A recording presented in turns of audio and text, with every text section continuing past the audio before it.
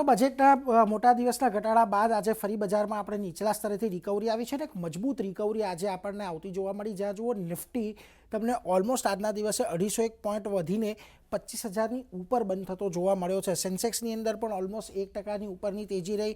જો કે Nifty bank આજના દિવસે થોડું આપણને લેગાડ રહેતું જોવા મળ્યું છે, પરંતુ દિવસના અંતે ત્યાં પણ એક સારી તેજી આપણને આવતી જોવા મળી.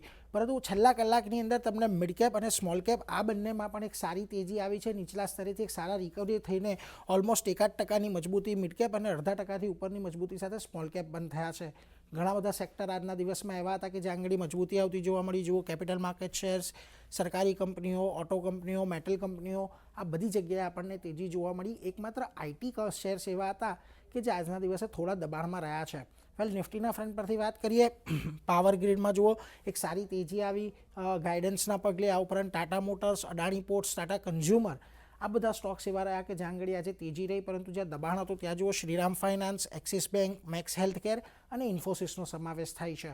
ખાસ મિડ કેપ પર આવો આજના દિવસે, ત્યાં તમને પ્રીમિયમ એનર્જીઝ, યુપીએલ, વારી એનર્જીઝ, એસપીસીએલ જેવા સ્ટોકની અંદર એક સારી ખરીદદારી આવતી જોવા મળી. જ્યાં દબાણ રહ્યું ત્યાં PB fintech, Bharat dynamics, oil India અને ગોડફ્રે ફિલિપ્સનો સમાવેશ થાય છે.